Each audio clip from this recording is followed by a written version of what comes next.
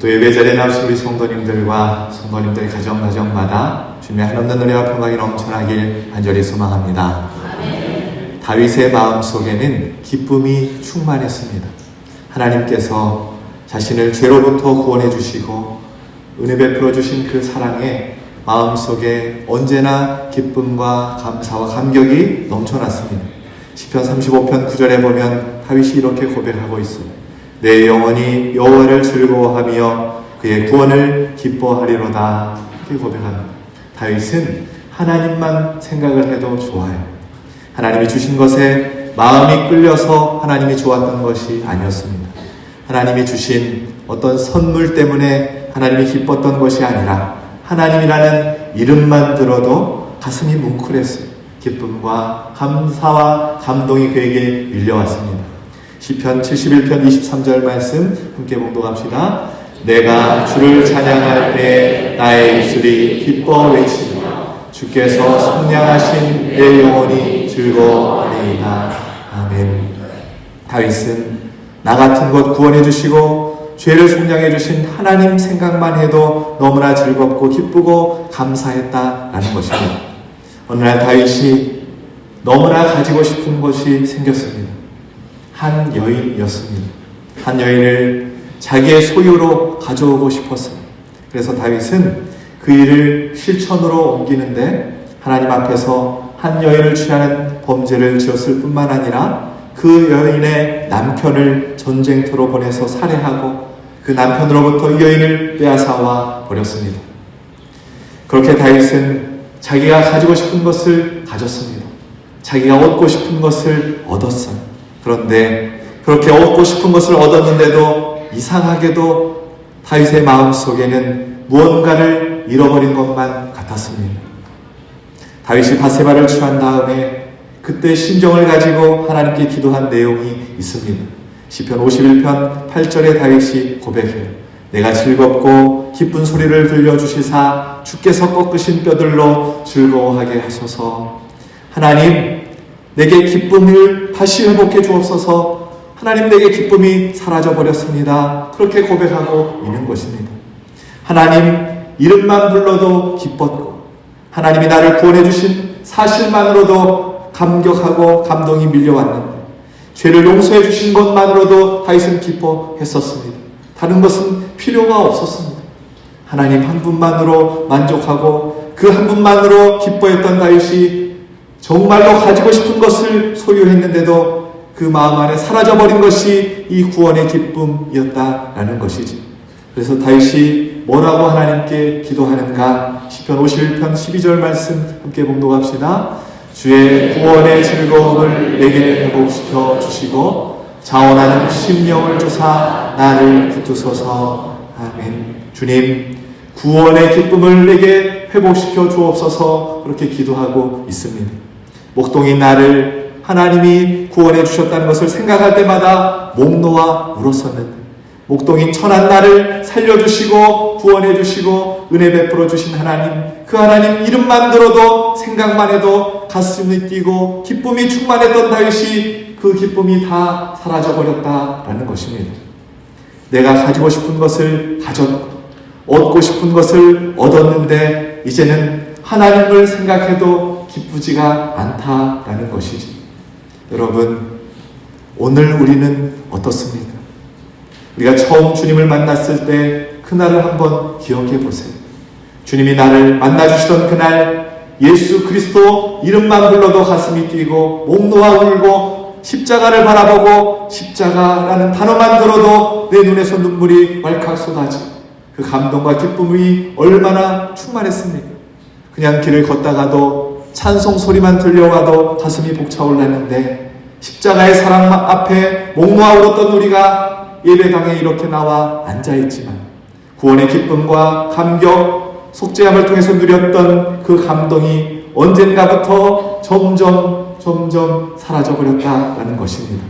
내 안에 더 이상 이 기쁨이 발견되지 않더라는 것이지. 다윗이 지금 바로 이 상태에 빠져 있었습니다. 오늘 본문 말씀은 다윗이 이 구원의 기쁨, 하나님께서 주셨던 이 기쁨을 잃어버렸던 이유를 설명하고 있습니다. 또한 그 기쁨을 다시 회복할 수 있는 방법이 무엇인지도 우리에게 가르쳐주고 있습니다. 우리 이 말씀을 묵상할 때 다윗을 통해 우리 안에 잃어버린 구원의 기쁨과 감격을 다시금 회복하는 은혜의 시간이 되기를 예수 그리스도의 이름으로 축원합니다. 다윗은 어떻게 기쁨을 잃어버렸는가? 첫 번째 이유는 그가 자리를 지키지 못했기 때문입니다. 사무엘하 11장 1절 말씀을 우리 함께 봉독합시다. 그 해가 돌아와 왕들이 출전할 때가 되매 다윗이 요압과 그에게 있는 그의 부하들과 온 이스라엘 군대를 보내니 그들이 암몬 자손을 멸하고 랍바를 에워쌌고 다윗은 예루살렘에 그대로 있더라. 아멘. 왕들이 출전할 때가 되었다라는 말은 전쟁을 할 때가 되었다라는 말입니다. 다시 말하면 팔레스틴 지역은 우기 때가 되면 겨울철에 비가 많이 내려서 땅이 질퍽거려 전쟁을 할 수가 없었습니다. 그래서 잠시 전쟁을 쉬었다가 다시 건기가 시작되는 4월에 전쟁을 시작하게 됩니다. 그런데 다윗이 암몬과의 전쟁을 하다가 우기 때가 되어버렸어요. 그래서 전쟁을 잠시 중단한 것이지요. 다시 해가 바뀌고 건기 때가 되었을 때 다윗이 암몬과의 전쟁을 위해서 요압 장군과 군대를 모집을 합니다. 군대를 모집하고 난 다음에 그 전쟁터에 요압 장군과 모아놓았던 군사들을 보낸 것이지. 자기는 그리고 어디에 위치해 있었냐면 예루살렘 궁전에 있었다라는 것입니다. 고대 전쟁에서 전쟁이 발발하게 되면 이 왕은 어디에 위치해야 하냐면 이 전쟁터에 함께 출정을 해야 했습니다. 사무엘상에 보면 사울왕도 블레셋과의 싸움도 그렇고 모든 전쟁에서 군사들과 함께 전쟁에 출정을 해 왔습니다. 그런데 왕이 출전해야 할 이 자리에 다윗이 없었다고 성경은 우리에게 가르쳐주고 있습니다. 다윗의 범죄가 어떻게 시작되는가? 왕이 있어야 할 자리를 지키지 않음으로부터 시작했다라고 말하고 있는 것이죠. 내가 있어야 할 자리, 내가 머물러야 할 자리, 그 자리를 포기함과 동시에 다윗은 죄의 깊은 수렁에 빠져버리고 만 것입니다. 여러분, 믿음의 싸움이 무엇이냐면 우리가 있어야 할 믿음의 자리를 지키는 것이 믿음의 싸움인 것입니다. 보초를 서야 할 군인이 그 자리를 지키지 않을 때 탈령이라고 말합니다. 군인이 있어야 할 자리를 벗어났을 때 탈령죄를 범했다라고 말하는 것이지. 여러분, 신앙생활은 자리 싸움입니다. 왕이 있어야 할 자리, 엄마가 있어야 할 자리, 장로님이 반드시 있어야 할 자리, 권사님이 있어야 할 그 자리를 지켜야 한다라는 것이지. 그 자리를 지켜야 하는 것이 신앙의 싸움입니다. 성경을 보면 하나님은 자리에 참 관심이 많으십니다. 고린도서 5장 17절 말씀 우리 함께 봉독합시다. 그런즉 누구든지 그리스도 안에 있으면 새로운 피조물이니 이전 것은 지나갔으니 보라 새 것이 되었도다. 아멘. 옛사람이 지나가고 새 사람으로 거듭나는 것, 구원이 어디서부터 시작되는가? 누구든지 그리스도 안에 있으면, 예수 그리스도라는 그 자리만 지키면 그때부터 하나님께서 구원의 선물을 주신다라고 약속하고 계십니다. 하나님께서 아브라함에게 뭐라고 말씀하십니까? 창세기 12장 1절에 여호와께서 아브라함에게 이르시되 너는 너의 고향과 친척과 아버지의 집을 떠나 내가 네게 보여줄 땅으로 가라라고 말씀하세요. 내가 너에게 보여줄 땅, 지시할 땅으로 가라라고 하셔요. 그 땅으로 가기만 했더니 하나님께서 아브라함을 복의 통로로, 복의 근원으로 삼아 주시는 것입니다. 또 열왕기상 17장에 보면 하나님께서 엘리야에게 내가 지시할 땅으로 가라라고 명령하십니다. 엘리야가 그 자리를 찾아갑니다. 그랬더니 그 자리를 지키기만 했는데 어떤 일이 일어나냐면 까마귀가 먹을 것을 구해다가 이 엘리야를 먹이는 것입니다. 하나님이 있으라고 하시는 자리만 잘 지켜도 하나님의 공급하심이 시작되더라라는 것이지. 부활하신 주님께서 제자들에게 뭐라고 말씀하십니까? 누가복음 24장 49절 말씀 함께 공독합시다. 볼지어다 내가 내 하나님께서 약속하신 것을 너희에게 보내리니 너희는 위로부터 능력으로 입혀질 때까지 이 성에 머물라 하시니라. 아멘. 성령이 임할 때까지 예루살렘 성을 지키라라고 말씀하십니다. 이 자리에 머물러 있어라 라고 말씀하세요. 그 자리에 머물러 있었더니 성령이 그들에게 임하고 사도로서의 사명을 그들이 감당해내는 것입니다. 하나님은 자꾸 성경에서 자리 이야기를 하시는 겁니다. 우리가 머물러야 할 자리가 있다는 것이지. 엄마의 자리, 아빠의 자리, 남편의 자리, 아내의 자리, 그 자리를 믿음의 사람으로 지켜달라라는 것입니다.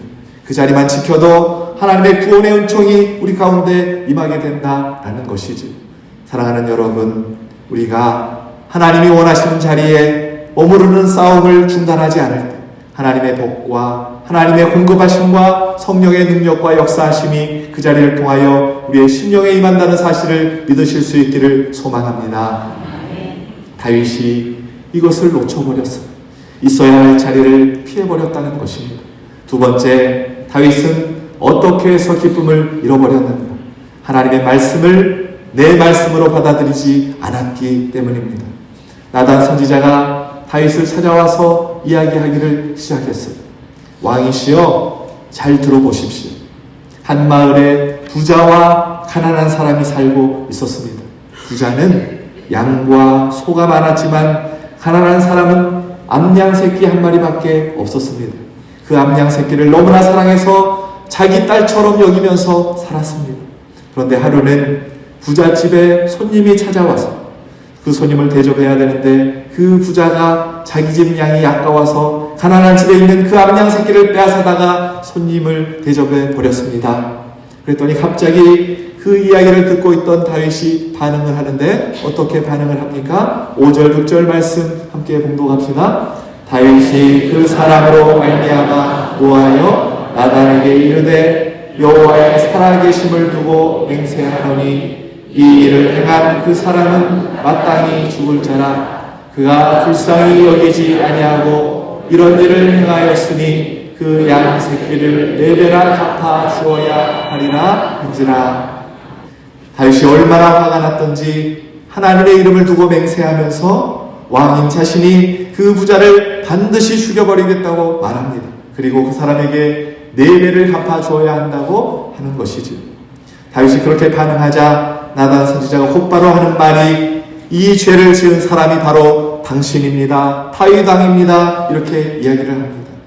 내가 하나님의 명령을 받고 이곳에 온 이유가 당신 때문이고 내가 이 비유의 말을 전하는 이유가 당신 때문이라고 나단 선지자가 말하는 것이지. 여러분, 지금 다윗 왕이 무엇을 놓치고 있습니까? 지금 선지자가 와서 하나님의 말씀을 전하고 있습니다. 선지자가 와서 하나님의 말씀을 전하는데 다윗이 분노하고 있는 것이지. 다윗은 하나님의 말씀을 자신에게 적용한 것이 아니라 다른 사람에게 적용했다라는 것입니다. 이 말씀은 지금 하나님께서 다윗에게 주고 계시는 말씀이에요. 그런데 다윗이 이 말씀을 듣고 분노했어요. 그 부자를 죽여버려야겠다라는 것이지. 왜냐하면 그 말씀을 나에게 적용하지 않고 타인에게 적용했기 때문입니다. 여러분, 왜 우리에게 구원의 기쁨이 사라지는 것일까요? 이 예배의 자리를 지킨 것은 정말 잘한 일입니다. 그런데 이 자리에 와서 하나님의 말씀을 듣기는 듣는데 그 말씀을 들을 때 자꾸 김 집사님이 생각이 나고 박 집사님이 생각이 나고 남편이 생각이 나고 시어머니가 생각이 난다라는 것이죠. 이 말씀은 내 남편이 들어야 되는데 그렇게 생각을 한다라는 것이지. 오늘 이 말씀은 하나님이 누구에게 주시는 말씀이냐면 바로 나에게 하시는 말씀입니다. 그런데 그 말씀을 듣고 나에게 적용하지 않으면, 나의 삶에 적용하지 않으면 구원의 기쁨이 사라지기 시작한다라는 것을 오늘 다윗이 우리에게 가르쳐주고 있습니다.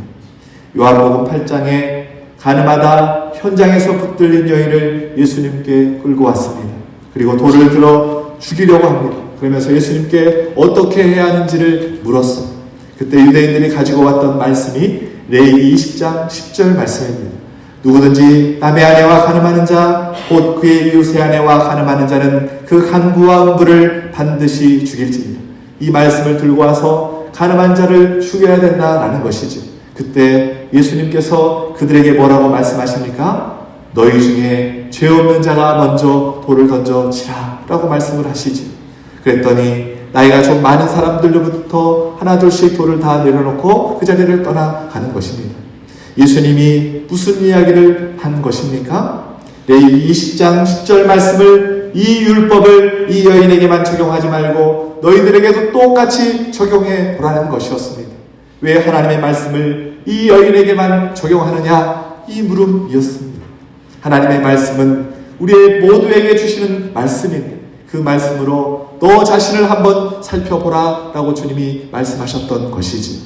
주님의 말씀이 돌을 들고 있는 그들의 마음에 부딪히기 시작했고 그래서 한 사람씩 돌을 다 내려놓고 돌아간 것입니다. 여러분, 오늘 우리의 문제가 무엇입니까? 오늘 들려주신 하나님의 말씀이 나에게 주신 하나님의 말씀인데 나에게 주신 말씀으로 받지 않고 있다라는 것이지. 그리고 듣고만 버리고 만다는 것입니다. 내 삶에 적용을 하지 않는다는 것이지. 오늘 좋은 말씀 들었네 하고 성전문을 열고 나가고 있다는 것입니다. 그렇게 귀로 듣고만 끝나버리면 내 삶에 아무런 유익이 없습니다. 변화도 없습니다. 하나님의 역사도 일어나지 않습니다. 내 영혼은 그렇게 점점 죽어가고 마는 것입니다. 오늘 이 아침에 선포되는 하나님의 말씀을 나에게 주시는 하나님의 말씀으로 받으시고 또한 이 말씀을 내 삶 가운데 적용해낼 때 우리에게 구원의 기쁨이 다시금 회복될 줄로 믿습니다. 여러분 보세요. 구원의 기쁨을 잃어버린 다윗을 회복시키기 위해서 하나님께서 오늘 누구를 보내고 계십니까? 나단 선지자를 보냈어요. 선지자를 보냈다는 것은 하나님의 말씀을 보냈다는 것입니다. 그렇게 하나님의 책망의 말씀을 전했더니 다윗이 그제서야 말씀이 적용이 되기 시작하고 다윗이 이제 어떻게 반응하냐면 침대가 눈물로 다 젖을 만큼 통곡하며 하나님 앞에 자신의 죄를 깨닫고 회개하기 시작합니다. 시편 107편 19절 20절 말씀 함께 공독합시다. 이에 그들이 그들의 고통 때문에 여호와께 부르짖으매 그가 그들의 고통에서 그들을 구원하시되 그가 그의 말씀을 보내어 그들을 고치시고 위험한 지경에서 건지시는도다. 아멘. 사랑하는 여러분, 하나님의 말씀을 들을 때마다 그 말씀을 나의 삶에 적용하실 수 있기를 소망합니다. 나의 말씀으로 아멘하고 받으실 수 있기를 소망합니다. 하나님의 말씀이 나를 고치고 위험한 상황에서 건지시며 다시금 구원의 기쁨과 감격을 회복시켜 주실 줄로 믿습니다. 다윗은 어떻게 구원의 기쁨을 잃어버렸는가? 첫 번째는 자리 싸움에서 실패해버리고 말았습니다. 두 번째는 말씀을 듣긴 들었는데 내 말씀으로 받아들이지 않고 내 삶에 적용하는데 실패하고 말았습니다. 마지막으로 다윗은 감사를 잃어버렸기 때문입니다. 7절 8절 말씀 우리 함께 봉독합시다. 나단이 다윗에게 이르되 당신이 그 사람이라 이스라엘의 하나님 여호와께서 이와 같이 이르시기를 내가 너를 이스라엘 왕으로 기름기기 위하여 너를 사울의 손에서 구원하고 내 주인의 집을 내게 주고 내 주인의 아내들을 내 품에 두고 이스라엘과 유다 족속을 내게 맡겼느니라. 만일 그것이 부족하였을 것 같으면 내가 내게 이것저것을 더 주었으리라. 아멘. 나단 선지자가 다윗에게 하고 있는 말이 무엇이냐면 왕이시여 기억나십니까? 하나님이 불러다가 당신을 기름 붓고 사울의 칼에 피해 다닐 때마다 구원해 주셨고 사울의 집과 처와 모든 것을 당신에게 주었고 유다와 온 이스라엘이 다 당신의 손에 들어왔습니다. 이렇게 말하고 있는 것이지.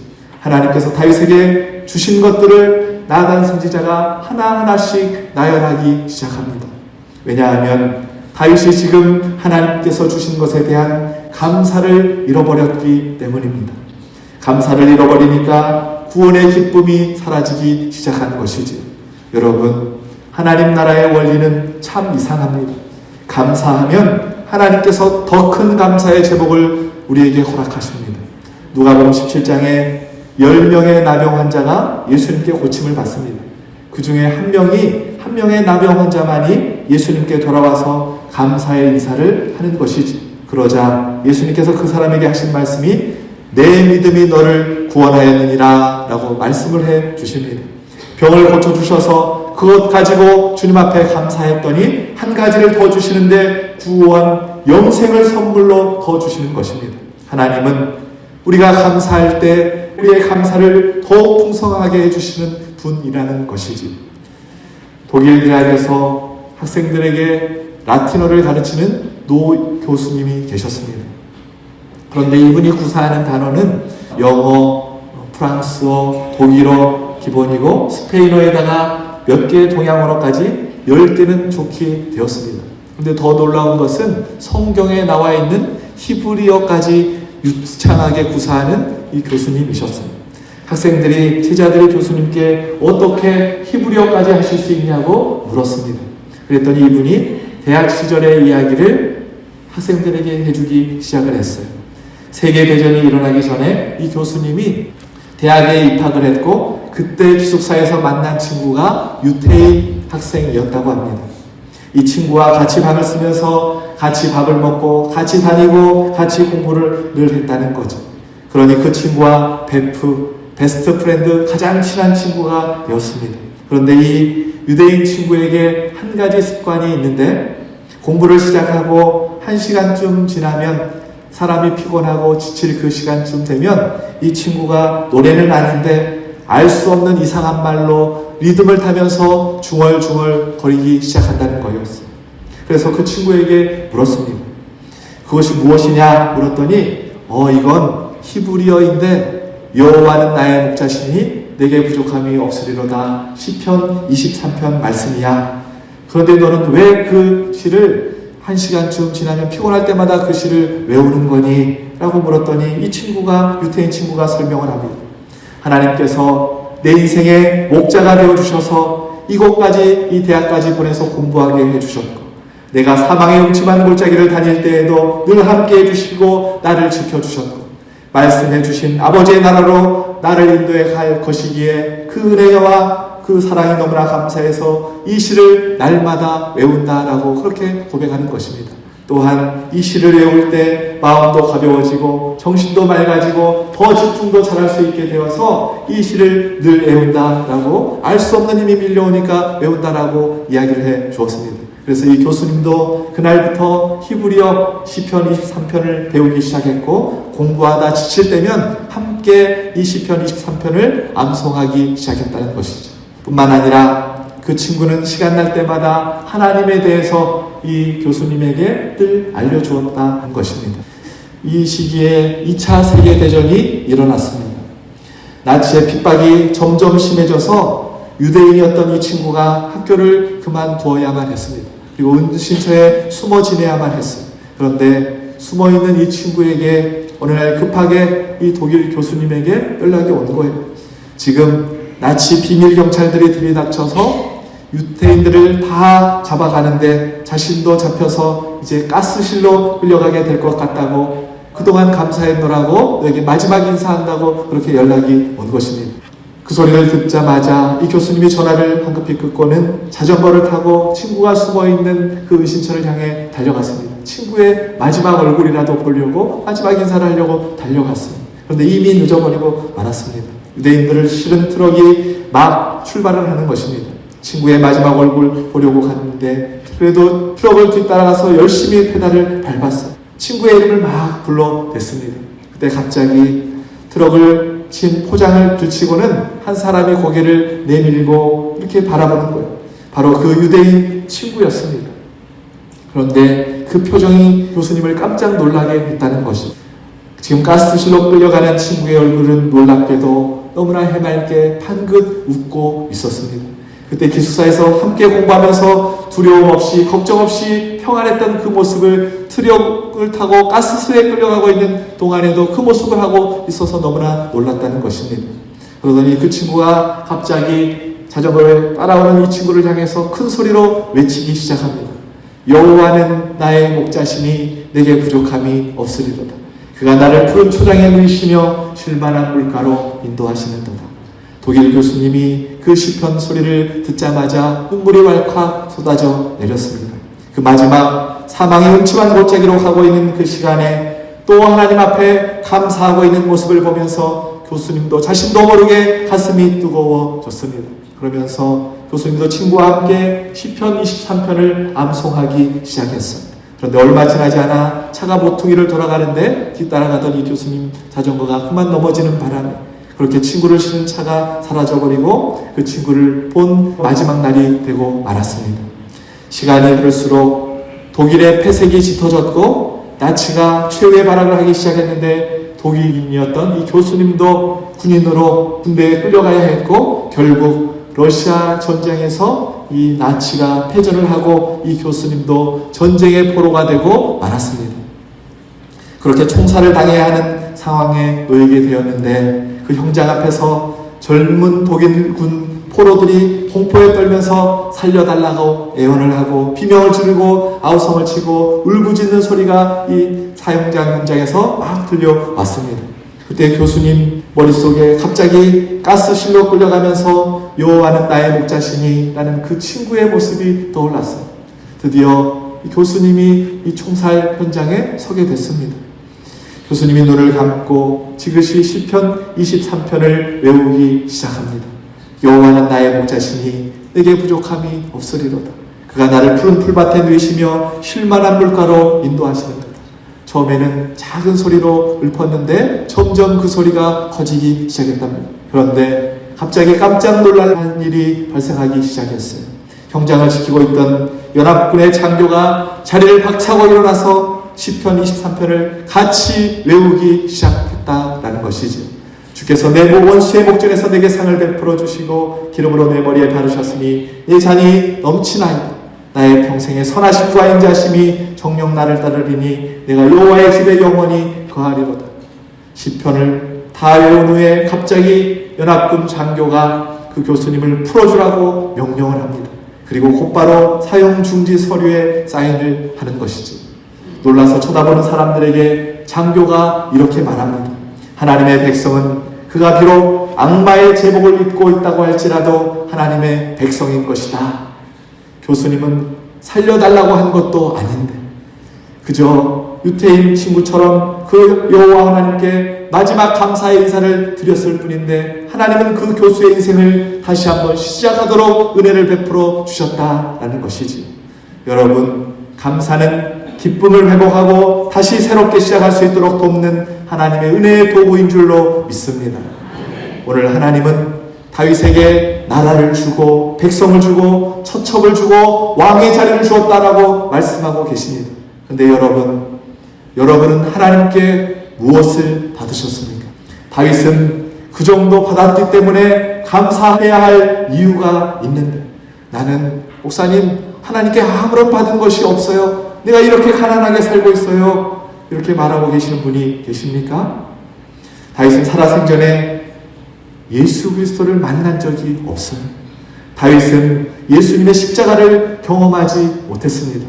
우리는 어떻습니까? 하나님께서 주지 않았던 아들을 우리에게는 주셨습니다. 자식은 부모의 전부라는 말을 합니다. 하나님은 자신의 전부를 오늘 우리에게 주신 것이지. 아멘이십니까? 그리고 나단 선지자를 통해서 오늘 우리에게 하신 말씀이 무엇입니까? 하나님이 우리에게 주신 것을 세워보랍니다. 목사님, 나 하나님께 받은 것 아무것도 없어요. 늘 부족한 것 투성이입니다. 이렇게 고백하는 분이 계십니까? 여러분 기억하십시오. 하나님은 당신의 전부를 그 아들을 우리에게 주셨어요. 십자가를 선물로 주셨습니다. 그 은혜를 기억하고 다시 감사하라라는 것이지. 오늘 우리가 죄 가운데 있다가도 예수 그리스도의 십자가를 통해서 하나님의 나라에 갈 수 있는 특권을 우리가 가지게 되었다라는 것이지. 그 은혜를 감사할 때 우리에게 구원의 기쁨을 다시금 하나님께서 회복시켜 주실 줄로 믿습니다. 이제 말씀을 정리하겠습니다. 오늘 하나님께서는 저와 여러분이 구원의 기쁨을 회복하기를 원하십니다. 다윗이 그 기쁨을 잃어버렸던 이유가 무엇입니까? 첫째, 있어야 할 자리를 지키지 못해 죄악의 길에 섰기 때문이고, 두 번째는 말씀을 듣긴 들었는데 내 말씀으로 내 삶에 조용하지 않았기 때문이고, 마지막으로 어느 순간 베풀어 주신 은혜에 대한 감사를 잃어버렸기 때문입니다. 그러면 어떻게 구원의 기쁨을 회복할 수 있는가?